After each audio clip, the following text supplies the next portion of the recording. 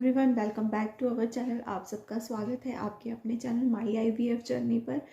आज मेरा जो टॉपिक है वो टॉपिक जो है मेरे एक व्यूअर्स हैं, एक सब्सक्राइबर हैं जिन्होंने मुझे ये बात कही कि आप जो है इससे रिलेटेड वीडियो बनाइए। तो मैं उससे रिलेटेड वीडियो बना रही हूँ कि मॉक टेस्ट मॉकटी क्या होती है, ठीक है, और मॉकटी में कितना पेनफुल रहता है। तो इस सब के बारे में मैं आज आपके साथ डिस्कस करूँगी। तो उससे पहले मैं आपको ये कहना चाहूँगी, तो प्लीज़ मेरी वीडियोस को लाइक कीजिए, शेयर कीजिए। अगर आपको पसंद आ रही है तो मेरे चैनल को सब्सक्राइब कीजिए, मेरी वीडियोस को लाइक कीजिए, उस पर कमेंट कीजिए। अगर आपके मन में कोई डाउट है तो मैं उससे साथ के साथ क्लियर करने की पूरी कोशिश करूँगी। और आप सब सोचते होंगे ना कि एक ही जगह बैठी रहती हूँ मैं, एक ही जगह बैठ के वीडियो बनाती हूँ, इधर उधर घूमती नहीं हूँ, आपके लिए कोई चेंजेस नहीं रहता। तो एक्चुअली क्या है कि मुझे जो है थोड़ा सा चलने फिरने से, जैसे बोलते टाइम भी मुझे ब्रीथिंग की प्रॉब्लम हो रही है। बहुत से लोगों को ये पूछ रहे थे कि आपको जो है कौन सा मंथ स्टार्ट हो गया है। मुझे जो है 7th मंथ ख़त्म होने वाला है, 8th मंथ स्टार्ट होने वाला है। तो मैं आपके साथ शेयर करूँगी। हम जब जब मेरा बेबी भी हो जाएगा तो भी मैं आपके साथ शेयर करूँगी। तो अभी अभी जो मैं आपके साथ शेयर करने वाली हूँ उसके बारे में डिस्कशन करते हैं। तो मॉकटी क्या होती है? मॉक टेस्ट जैसे कि आपने सुना होगा कि नॉर्मली जो है क्या होता है मॉक टेस्ट, जैसे कि एग्ज़ाम्स होते हैं, एग्ज़ाम से पहले मॉक टेस्ट होते हैं ना, इसी तरह से हमारा भी एक मॉकटी होती है। हमारे भी एक टेस्ट होता है, उसे मॉकटी बोलते हैं। वो क्योंकि मैंने भी पहली बार सुनी थी, उससे पहले भी मेरी हो चुकी थी, बट मुझे उसको ये नॉलेज नहीं थी कि उसको मॉकटी बोलते हैं। तो मॉकटी क्या होती है? हाँ, मॉकटी में क्या होता है कि एक डायलेटर होता है, एक डायलेशन होता है।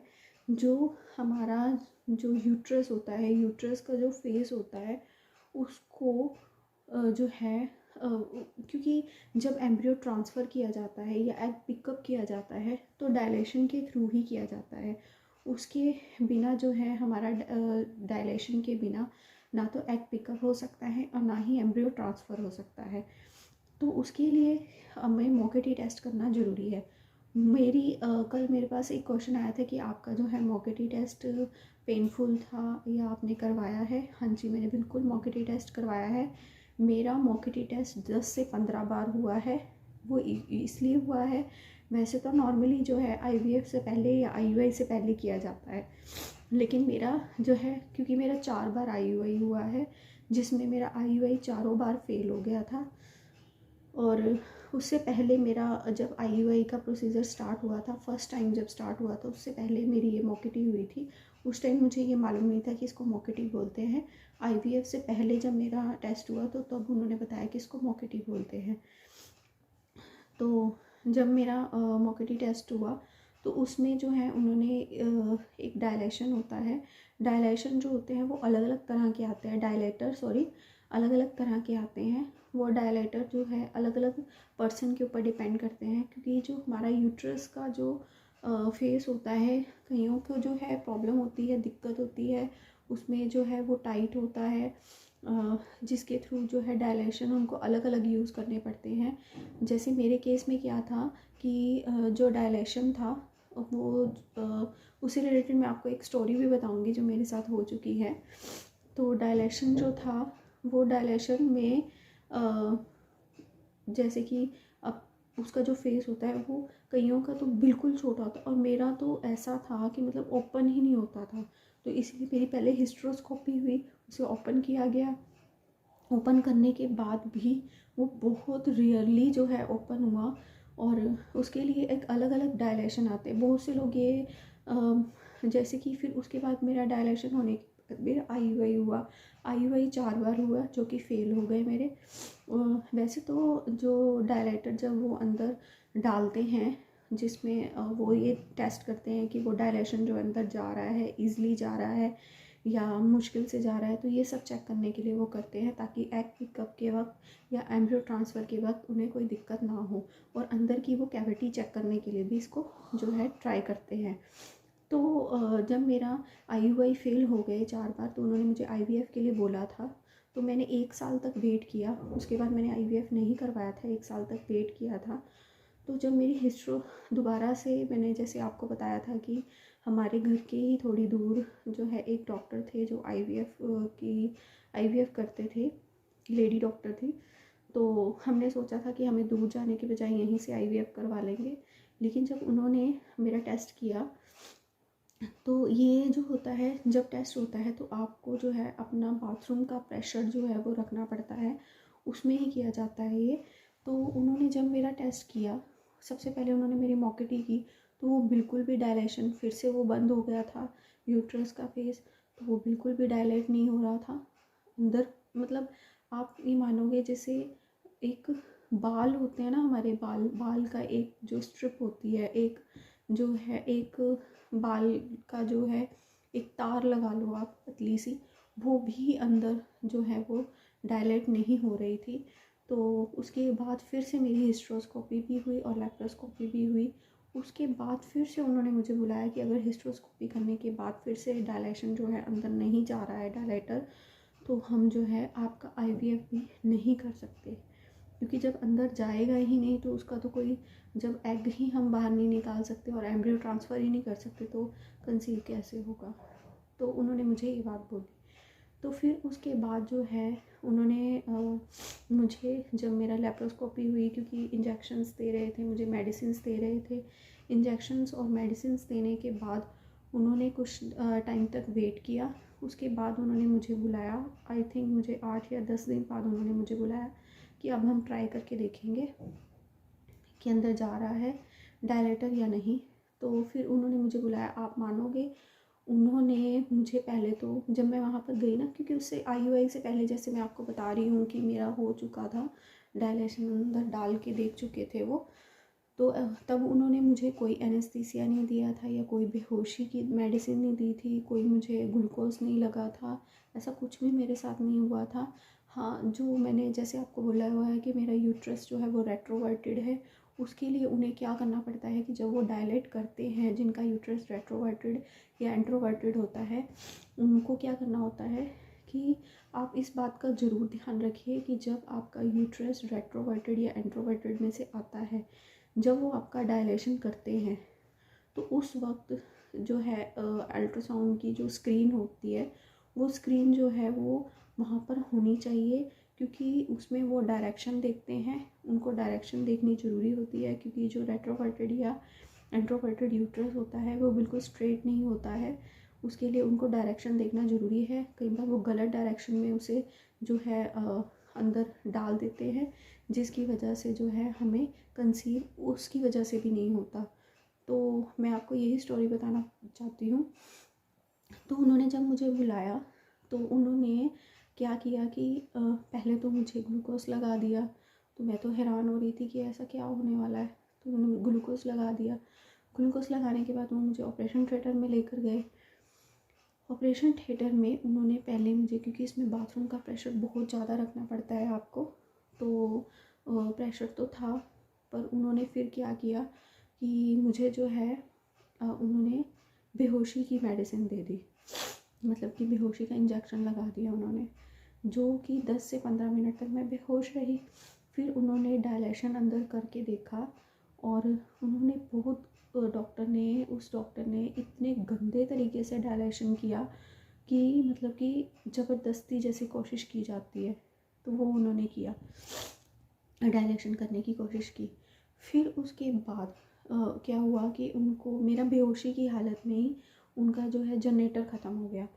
जनरेटर ख़त्म होने के बाद उन्होंने जो है 15 मिनट के बाद मुझे, क्योंकि जो बेहोशी का इंजेक्शन होता है ज़्यादा से ज़्यादा आधे घंटे तक का उसमें बेहोश कर सकते हैं, तो ये प्रोसीजर जो है 15 to 20 मिनट्स तक का होता है, ज़्यादा तो होता ही नहीं है।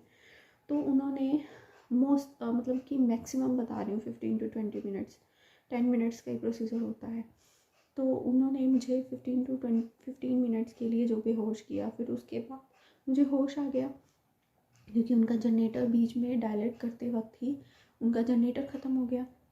होश आने के बाद मुझे बाथरूम का प्रेशर बन रहा था। मैंने इधर उधर देखा, जैसे होश में आई तो अंदर एक डॉक्टर थी, एक नर्स थी और मैं थी, और मैंने ये देखा कि वहाँ पर जो है वो किसी, जो डॉक्टर है वो किसी से बात कर रही है फ़ोन पर, और लाइट बिल्कुल ऑफ है, और मतलब कि एक छोटा सा बल्ब ऑपरेशन थिएटर के अंदर जल रहा है।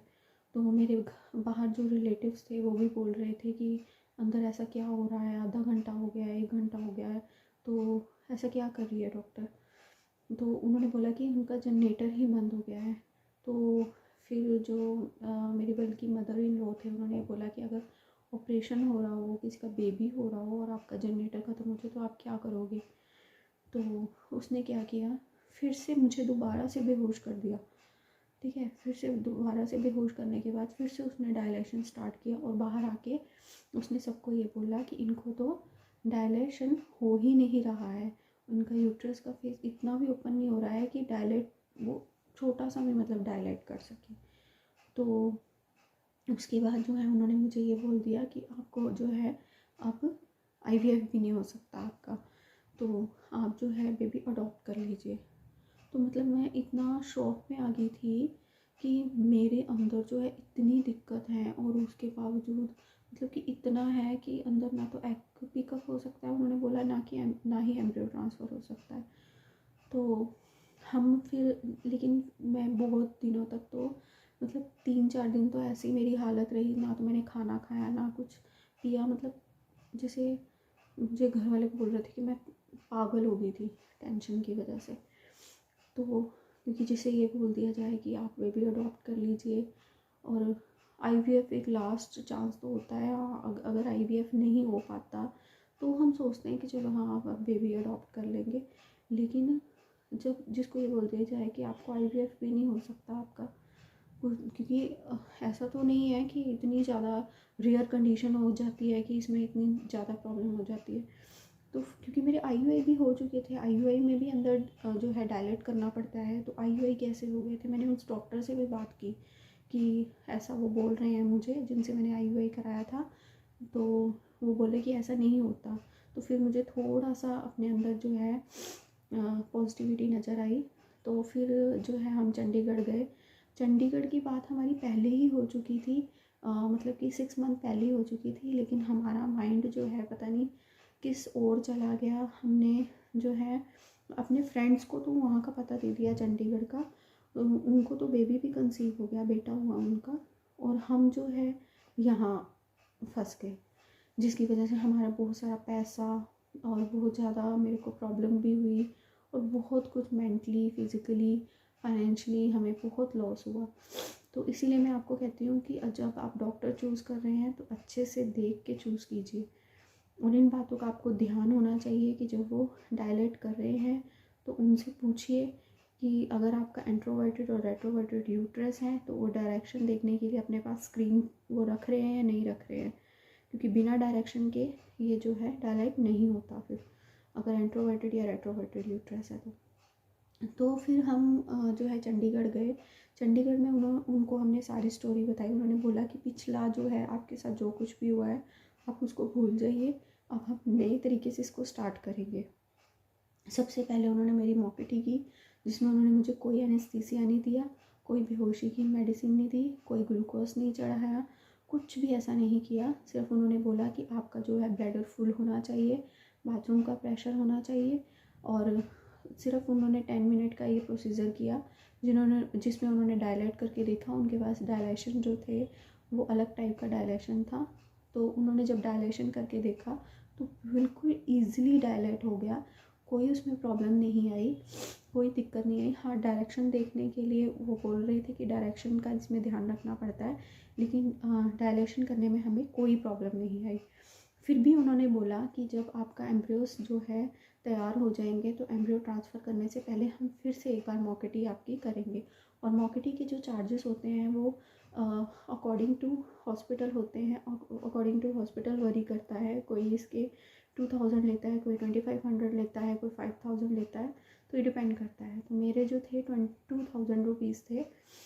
तो इसमें जो है फिर उसके बाद उन्होंने जब एम्ब्रियो तैयार कर लिए, फिर से उन्होंने मोकेटी करके देखी थी कि अब जो है हमें एम्ब्रियो ट्रांसफ़र करने से पहले जो है ये देखना पड़ेगा कि जो है डायलेशन अच्छे से हो रहा है या नहीं, ताकि एम्ब्रियो ट्रांसफ़र, ऐसा नहीं है कि जिसका बहुत ज़्यादा दिक्कत होती है तो उनको डायलेशन नहीं होता, तो उसके लिए अलग से डायलेटर फिर मंगवाए जाते हैं।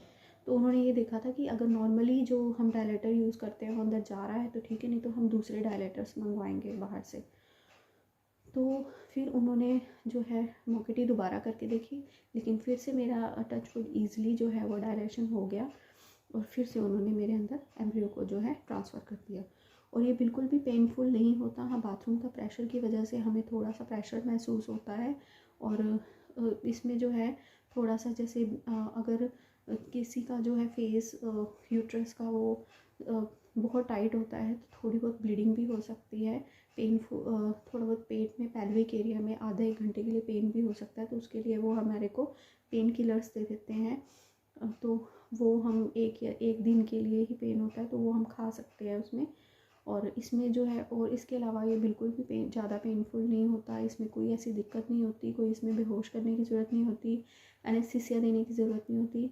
मेरे साथ जो स्टोरी हुई वो बहुत गलत हुई जिसने भी किया। तो आप जो है इस बात का ध्यान रखिए। और मोकेटी के बारे में आई होप कि आपको समझ में आ गया होगा कि मोकेटी क्या होती है, कैसे की जाती है। इसमें जो है आपको आधा घंटा पहले जो है पानी जो है पीते रहना चाहिए ताकि जो है आपका प्रेशर बन जाए। तो बस इसके अलावा और किसी चीज़ की इसमें ज़रूरत नहीं होती। कोई ऐसा नहीं है कि आपको खाली पेट जाना है, खाना नहीं खाना है, ऐसा कुछ नहीं होता। तो आई होप कि आपको मेरी वीडियो अच्छी लगी होगी, मेरी बात समझ में आई होगी। फिर भी अगर आपको कोई डाउट है तो आप मुझे कमेंट बॉक्स में कमेंट कर सकते हैं, मैसेज कर सकते हैं मेल आईडी पर। और इसके अलावा जो है अगर आपको जो है अभी भी मेरी वीडियो के अंदर थोड़ा सा भी डाउट है तो आप मुझे जो है अलग से मैसेज कर सकते हैं। Thank you so much. Radhe Radhe.